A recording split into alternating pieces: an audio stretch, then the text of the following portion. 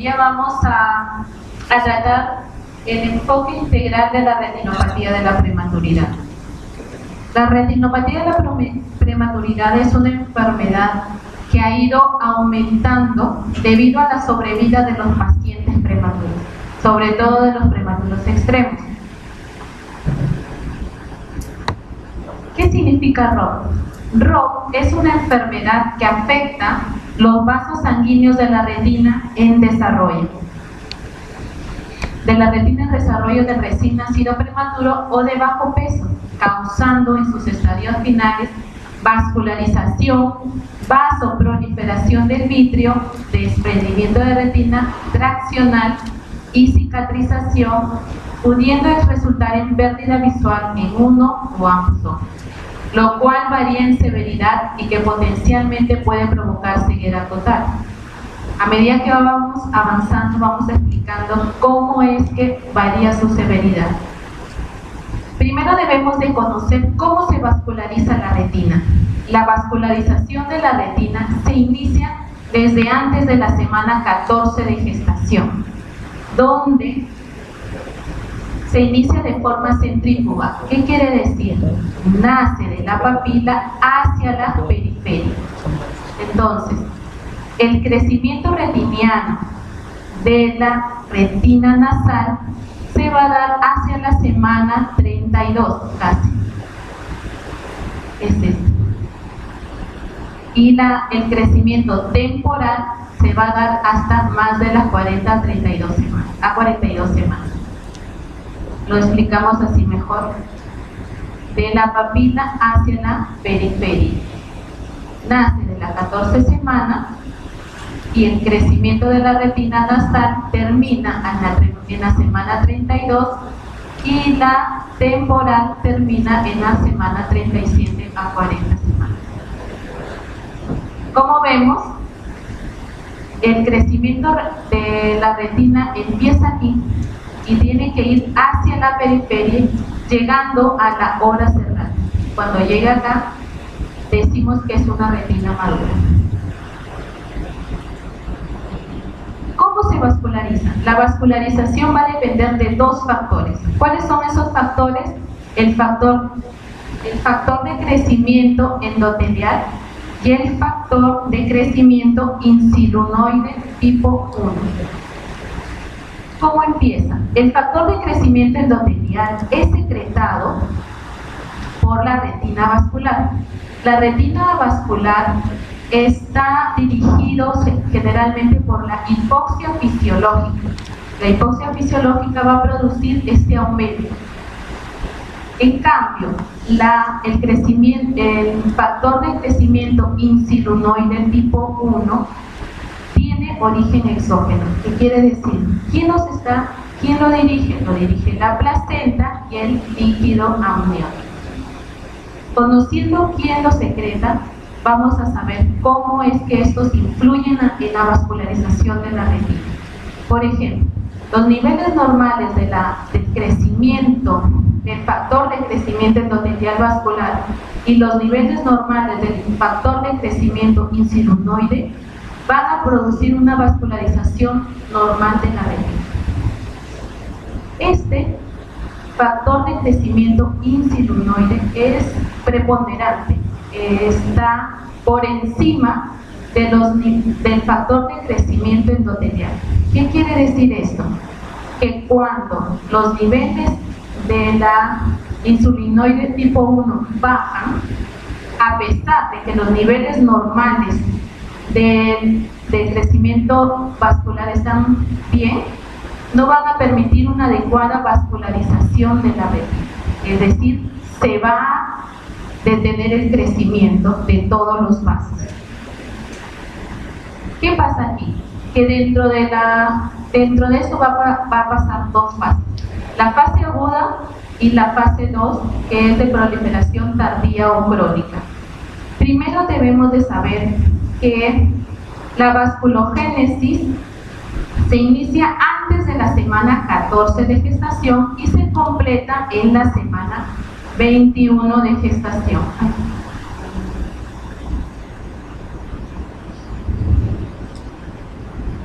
Se se inicia en la semana 14 y termina en la semana 21.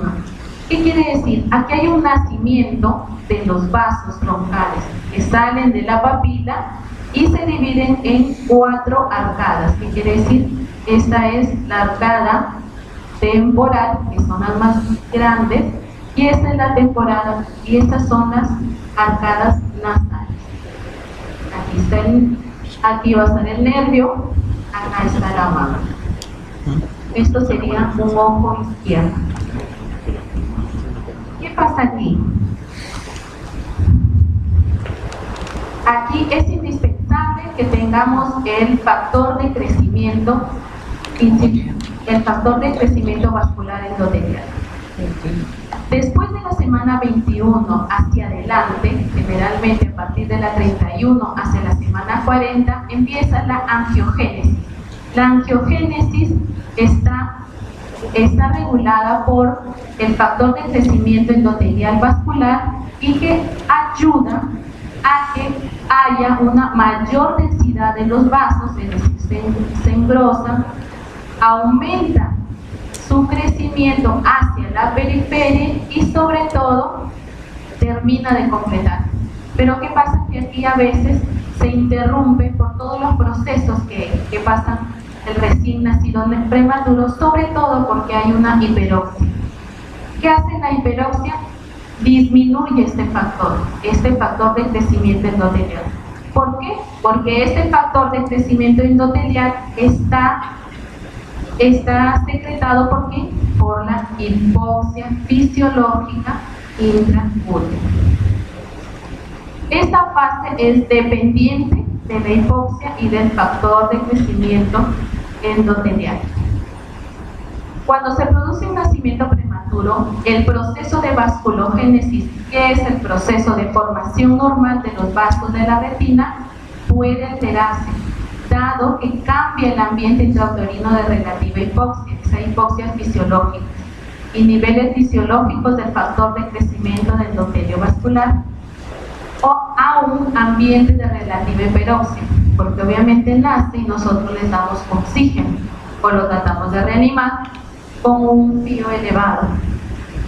La formación de los vasos de la retina se va a detener, produciendo una zona demarcada entre retina vascular y avascular, es decir, donde no hay crecimiento de vasos. Generalmente esta fase 1, como les dije, se da entre la fase 22 a 30 o 32 semanas de gestación. ¿Qué pasa aquí? Como lo hemos dicho, el recién nacido nace, nosotros le damos un ambiente cargado de oxígeno, hay un ambiente de hiperoxia. ¿Qué va a pasar aquí? Va a disminuir los factores de crecimiento endotelial vascular y también va a disminuir los factores de crecimiento insinusoide tipo 1. ¿Por qué? Porque esto es regulado por la placenta y por el líquido amniótico, como les comenté.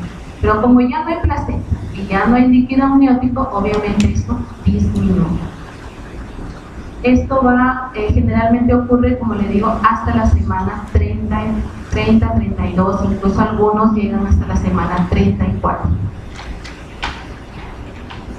Como el ojo sigue creciendo, obviamente porque el niño va creciendo, sin un crecimiento de los vasos de la retina se produce la hipoxia y aumentan los niveles del factor de crecimiento vascular, lo cual estimula la angiogénesis, que es la vascularización anormal entre la retina vascular y avascular, o sea, donde no hay crecimiento de vasos.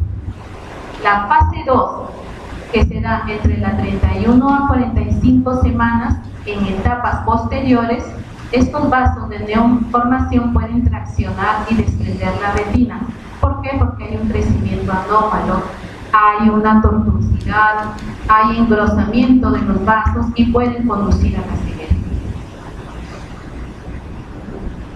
Graficando acá, como hemos visto, cuando ya el niño va creciendo después de las 32 semanas, va a haber un estado de hipoxia. Este estado de hipoxia va a aumentar el factor de crecimiento endotelial vascular Y además el niño, como ya está creciendo, también es capaz de sintetizar este factor de crecimiento insulinoide tipo 1.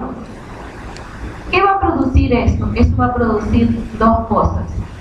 Uno, que puede ser que empiece a completar su desarrollo normal de los vasos de la retina, o en otro caso, estos factores van a interrumpir su crecimiento normal y van a favorecer un entorno inadecuado para la formación de los vasos, produciéndose una limitación entre la retina vascular y una retina avascular sin formación de vasos. ¿Cuáles son los factores de riesgo para ROP? Son dos, que son el oxígeno y ser prematuro. Es lo que tiene que grabarse. Ser prematuro y utilizar oxígeno. Recién nacido prematuro de igual o menos de 37 semanas de edad gestacional y o con menos de 2.000 gramos. Prematuro que requiere suplemento de oxígeno, y los recién nacidos prematuros con peso superior a 2.000 gramos que precisen tratamiento con oxigenoterapia en el servicio de neonatología. Dentro de estos tenemos factores de riesgo asociados, tanto neonatales como maternos. Obviamente ya hemos descrito algunos neonatales, pero acá hay otros factores asociados que en algunos casos pueden favorecer o también estar implicados en la etiología de la retinopatía de la prematuridad. Por ejemplo, tenemos algunos factores como son los hematológicos, las múltiples transfusiones y las exsanguíneas transfusiones, la anemia dentro de los primeros 7 días de vida. Va también a estimular o va a favorecer que desarrolle el niño una retinopatía de la prematuridad. Gasométricos, la hipercarbia, la hipocarbia, ¿no? La hipercarbia, aumento del CO2, hipocarbia, disminución del CO2, acidosis. Respiratorios, tenemos la enfermedad pulmonar crónica, el estrés respiratorio del recién nacido, la ventilación mecánica, sobre todo si es muy prolongada, los episodios de apnea, la anestesia general. En episodios de apnea tenemos que ver por qué, porque hay episodios de hiperoxia e hipoxia. Porque si está apnea, ¿nosotros qué hacemos? Lo que no debemos hacer, aumentar el CO2. Está en apnea, le aumentamos el CO2, pero no valoramos a veces el estado del bebé, ¿no? Tal vez una estimulación, tal vez un aumento del PEP nos puede ayudar. Cardiológicos, ductos arteriosos permeables, por eso hay que hacer una buena valoración también, ¿no? Del equipo multidisciplinario. Intestinales, las enterocolitis necrotizante, cerebrales, la hemorragia periventricular, infecciosos, septicemia, sobre todo la sepsis temprana, va a producir también un aumento posiblemente de la incidencia de la retinopatía. Acá vamos a ver un informe más. Vemos acá lo principal, la base. ¿Cuáles son los principales factores en la prematuridad y el oxígeno? Otro factor que también está viendo que es sexo masculino, raza blanca.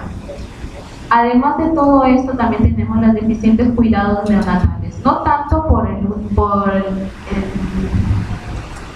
lo que nosotros como personal de salud ofrecemos, sino también porque a veces nos falta el equipamiento adecuado para atender al recién nacido. Por ejemplo, a veces no tenemos blender, aire comprimido empotrado, no tenemos oximetría para monitorizar al recién nacido hospitalizado. Entonces, obviamente, no hay una buena entrega de oxígeno a esos niños. Además, también tenemos, como ya hemos hablado, apnea, hiperglicemia, la hipercapnia, la hipocapnia, la sepsis por cándida también. En algunos estudios estaban diciendo que el uso de fluconazol había disminuido un poco la incidencia de ROP, pero no era tan contundente que se pueda. que se pueda determinar para que se diga que esto va a evitar el robo, ¿no?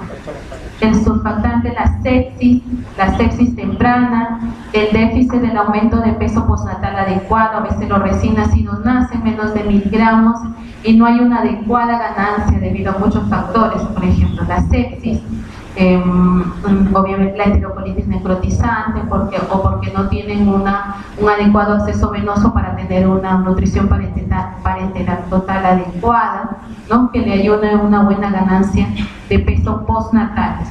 Los esteroides postnatales, el uso de la dexametasona después del nacimiento, ¿no? Solamente en algunos casos, sobre todo en los casos que más lo requieran.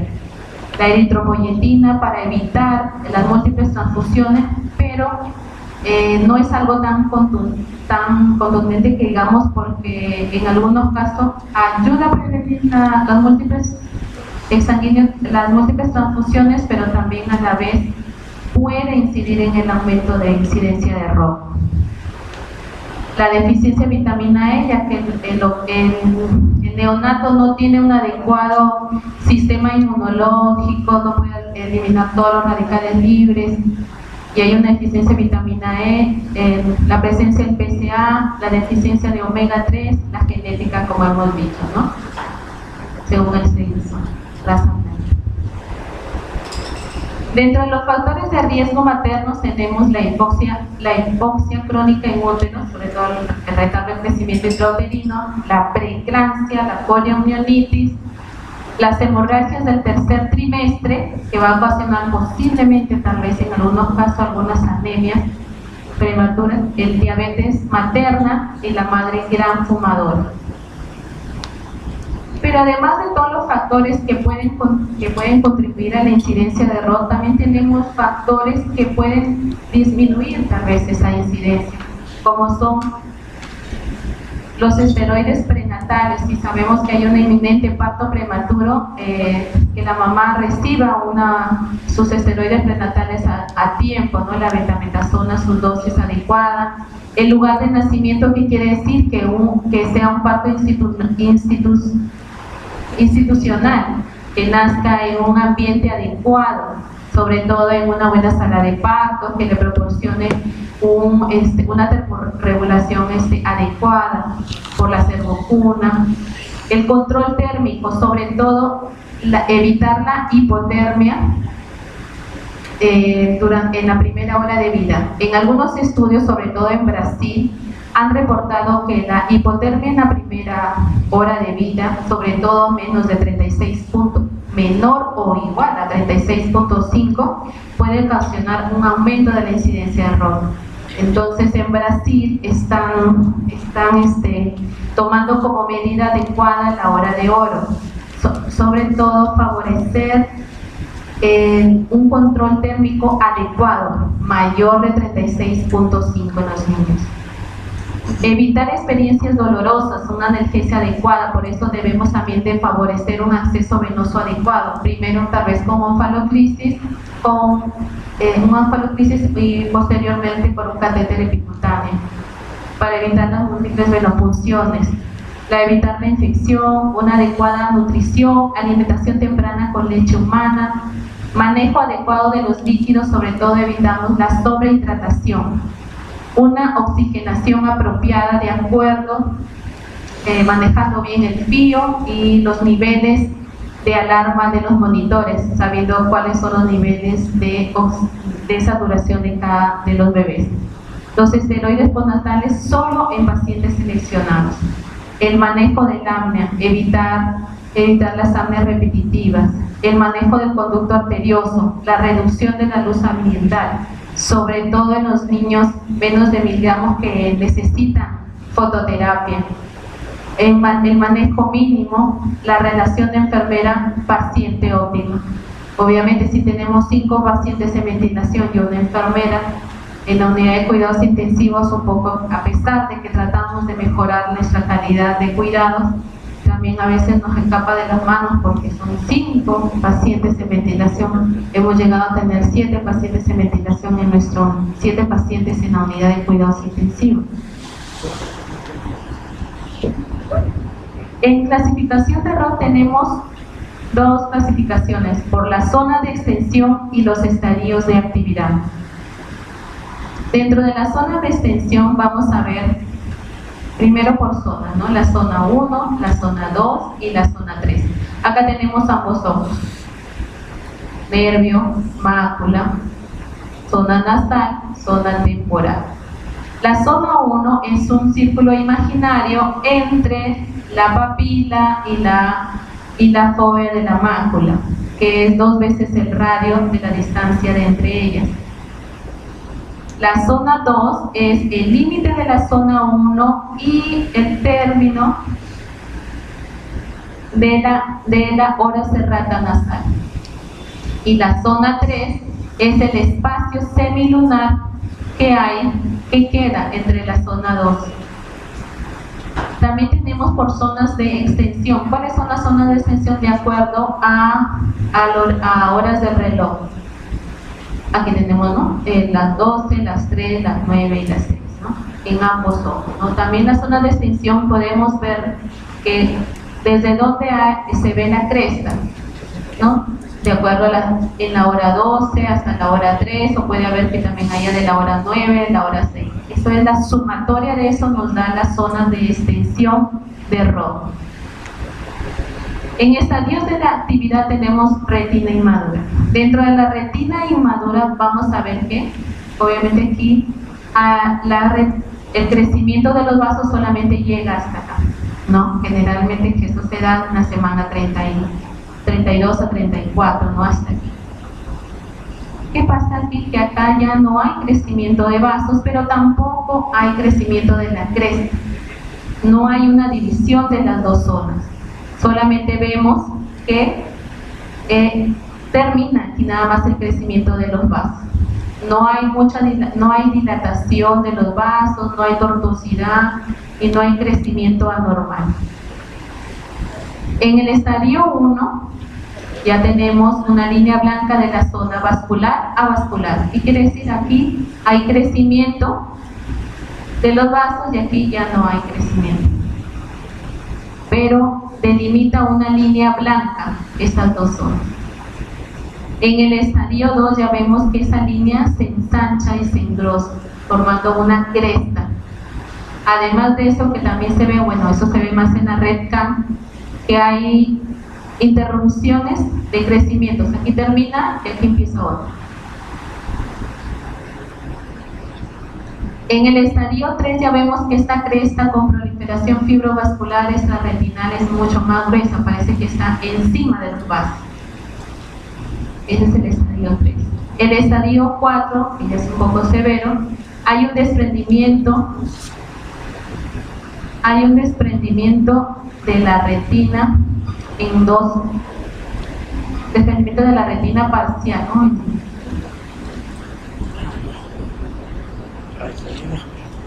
Puede ser de tipo 4A o 4B. De 4A, que no comprende la mácula, solamente esto se desprende, y en 4B se compromete la mácula. Todo esto es el desprendimiento. En el estadio 5, el desprendimiento total de la retina. También tenemos que ver que hay enfermedad plus. ¿Qué significa enfermedad plus? Constituye una urgencia. Puede darse en cualquier estadio, en ROC 1, en ROC 2, en ROC 3, en cualquier estadio. ¿Qué vemos aquí? Es una situación grave. ¿Por qué? Porque se está dando en el polo posterior. ¿Qué constituye el polo posterior? La retina y la mácula. Perdón, el nervio óptico y la mácula. La mácula es la zona de mayor y de mejor visión que tenemos en la retina. Entonces tenemos que evitar que la mácula se malogre, se complique. ¿Por qué? Porque vamos a permitir que ese niño tenga una ceguera. Entonces, ¿qué vemos aquí? Que hay un engrosamiento y una tortuosidad de los vasos. Los más gruesos son las venas y la tortuosidad son las arterias. En el ojo, lo más grande son las venas y las arterias son más pequeñas. Vemos aquí en la enfermedad plus dilatación y tortuosidad de los vasos del polo posterior, Pueden presentar también rubiosis de iris. ¿Qué quiere decir? Que hay vasos en el iris. Es el iris, vemos aquí que hay vasos. El estadio de actividad, hay una arteriolización venosa debido a la consecuencia de conexiones arteriovenosas periféricas activas. ¿Qué quiere decir? Que hay un shunt arteriovenoso. Se van a unir tanto las arterias como las venas aquí. Entonces, esto es una urgencia que hay que tratar rápidamente. Como le digo, puede darse en cualquier estadio de la enfermedad de retinopatía. ¿Cuáles son las intervenciones? ¿Cuáles son las intervenciones en ROP? Tenemos prevención primaria. Dentro de eso tenemos la prevención del parto prematuro. Eso es parte ya de ginecología también, ¿no? La parte ginecológica también tiene que ser parte importante de la prevención del ROP. Prevenir el embarazo del adolescente y tener una adecuada atención prenatal, hacer un diagnóstico, tratamiento precoz de la bacteriumia asintomática y del líquido de la gestante, prevenir y tratar los RPM, tratar adecuadamente la amenaza de parto y el uso racional de los corticoides antes del nacimiento. Dentro del uso racional de oxigenoterapia en recién nacidos debemos de saber, si nace un niño prematuro, no debemos de darle oxígeno pues al por mayor, como se le puede decir, ¿no? Debemos de saber que dentro del primer minuto de vida, el rango de saturación puede darnos de 60 a 65 minutos, de 60 a 65%, perdón. Entonces no vamos a permitir que el niño esté rosadito desde que nace, un prematurito. En el minuto 2 llega al 65 a 70%. Minuto 3 de 70 a 75 hasta llegar al minuto 5 o al minuto 10 de 85 a 90%. Además de eso, tenemos que tener en cuenta las alarmas y los niveles de saturación adecuados. En menores de 32 semanas o menos de 1200, debemos de una saturación adecuada de 86 a 92%. Más de 32 semanas de 86 a 94%. Debemos de fijar nuestras alarmas en los menores de 32 semanas en la alarma mínima en 85 y la alarma máxima en 93. En más de 32 semanas la alarma mínima de 85 y máxima en 95. Eso está en controversia porque todavía no se logra un adecuado rango de alarma, un adecuado rango de saturación adecuada, ¿no? Pero debemos de tratar de que nuestros niños fluctúen en ese lapso de saturación de oxígeno. En prevención secundaria tenemos el tamizaje oftalmológico. Se debe realizar al 100% de los neonatos prematuros hospitalizados con factores de riesgo de desarrollar retinopatía. ¿Cuál es la finalidad? De detectar oportunamente las manifestaciones clínicas de ROP mediante oftalmoscopía indirecta. Además de eso, va a incluir las evaluaciones sucesivas que el oftalmólogo debe realizar cada 1 o 2 semanas hasta que la retina ya se encuentre madura.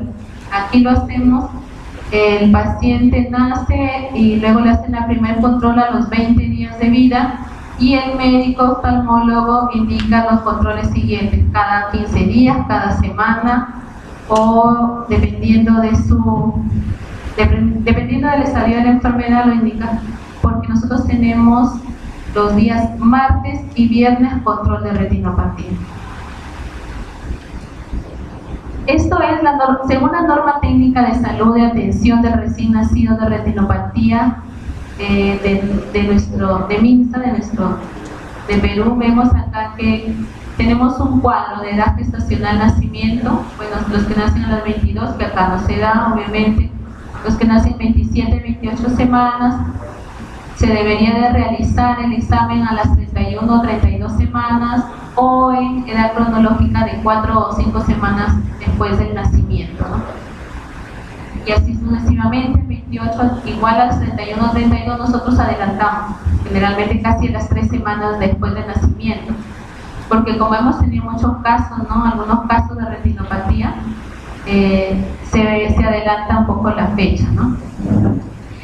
Cuando llegamos a la semana 32, generalmente aumentamos un poco los controles. Después de la semana 32, igual 4 semanas más, y nos da la evaluación se puede dar en 35 a 36.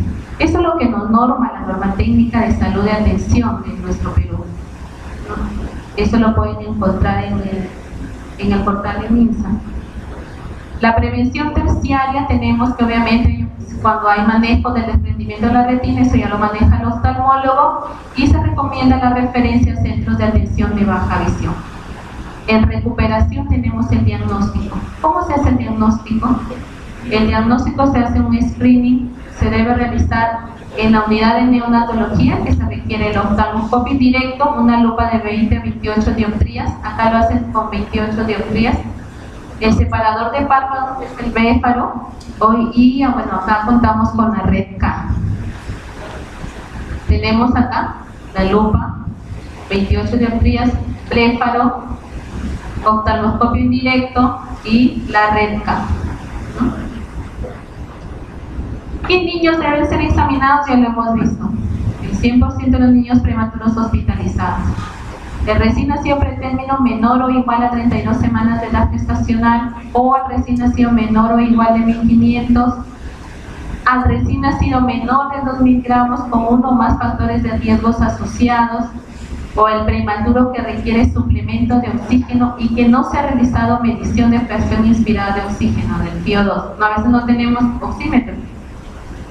El recién nacido prematuros con peso mayor de 1500 que precise oxigenoterapia prolongada, sobre todo más de 50 días, menos de 50 días.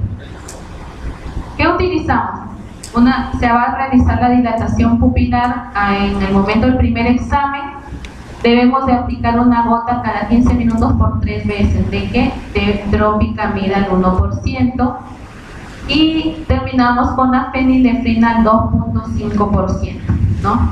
La tropicamida ayuda a dilatar y la fenilefrina ayuda a fijar la dilatación. Fija la dilatación.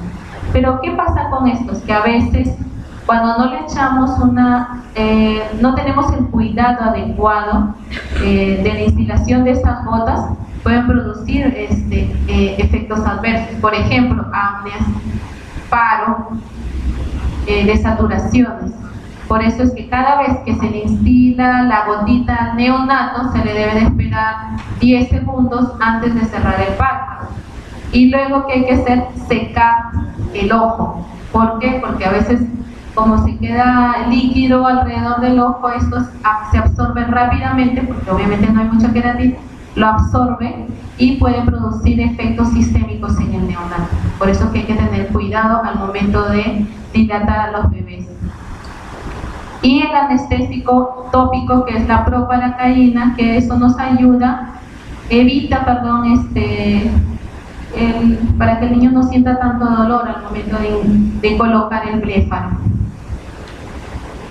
El tratamiento de la primera lesión es cirugía láser, crioterapia, tratamiento y manejo de desprendimiento de retina.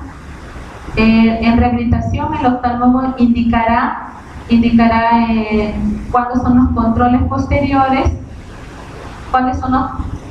posteriores, hasta que se cumpla o haya una madurez vascular en zona 3 después de las 37 semanas, ¿no? El oftalmólogo indicará el control y seguimiento a mediano y largo plazo, cada 2 meses, cada 6 meses, al año, y posteriormente hasta llegar a los 7 años de vida.